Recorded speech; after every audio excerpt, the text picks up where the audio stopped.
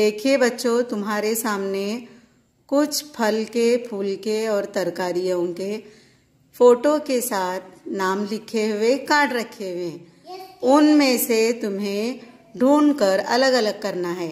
फल, फूल, तरकारी, इन कार्ड्स को अलग अलग करके उनके सामने रखे हुए ट्रे में डालना है। समझ में आया? हाँ टीचर।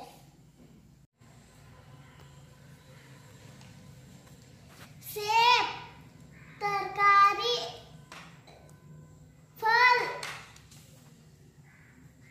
चीकू, फल, आलू, गोभी, फूल, तरकारी, करेला, तरकारी, सेब फल, चीकू फल, गोभी तरकारी, अनार फल, पपाई फल, केला फल, टमाटर तरकारी, गेंदा फूल, आलू तरकारी,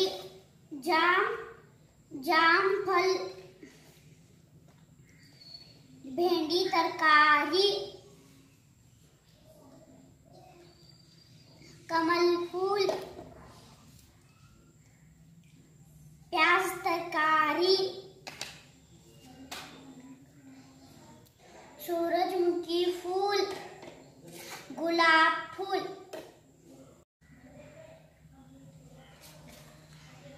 सेब फल, चीकू फल, गेंदा फूल,